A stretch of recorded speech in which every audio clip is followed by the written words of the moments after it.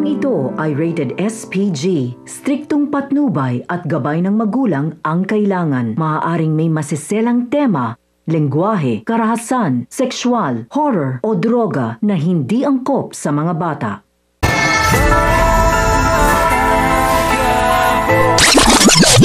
Magugulat si Mokang sa biglaang pagdating ni Tanggol sa kanyang debu.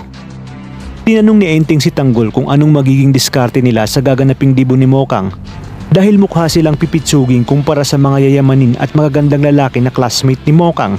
Kaya naman sinabi ni Tanggol na wag umano silang mag-alala dahil pupuntahan nila ang dalawang lumapit sa kanya ng nakaraan na gusto nga raw siyang gawing artista.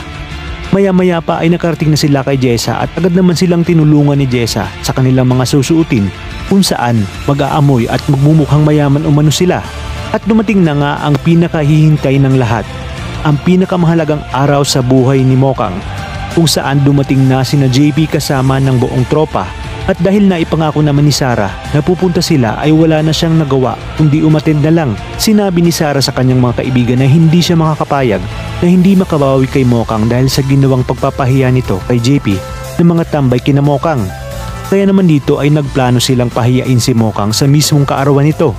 Sa kabilang banda, kahit hindi imbitado ay wala nang nagawa pa si Mokang nang dumaan si Tanggol sa likod ng kanyang debu. Kaya binalaan niya na lang ito na wag gagawa ng anumang gulo dahil siguradong hindi niya ito mapapatawad. At matapos nga ang 18 dances ay nagsimula ng ang kasiyahan at nagkainuman ang kanyang mga bisita. Kabilang na sina JP at ang buong tropa. Ngunit panay pa rin ang panunukso ng mga kaibigan ni JP dahil matatapos na ang debu ni Mokang ngunit hindi pa rin niya ito nakukuha. Kaya naman sinabi ni JP sa kanila na panoorin umano siya dahil sa gagawin niyang ito ay siguradong hindi na makakahindi si Mokang. At dahil sa nakainom na si JP ay malakas na ang kanyang loob na lapitan si Mokang at sa pilitang halikan. Sinabi ni Mokang na tama na, ngunit sinabi ni JP na wag nang magpakipot pa dahil alam niyang matagal lang may gusto sa kanya si Mokang na siya namang ikinagulat ng lahat. Ngunit mapilit pa rin si JP. Kaya naman dito na pumasok si Tanggol upang ipagtanggol si Mokang sa pambabastos na ginawa ni JP. Sinabi ni Tanggol na mayaman lang siya ngunit bastos at mayabang naman pala.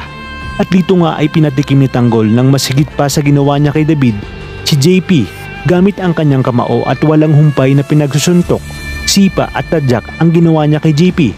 Hanggang sa magmakaawa na siya, natigilan na siya ni Tanggol. At dahil sa nangyari ay malalaman na ng mga kaibigan ni Mokang na pinagtangkaan na pala siya ni JP bago pa man mangyari ang kanyang debu. Ano kayang hakbang ang gagawin ni Mokang sa iskandalong ito?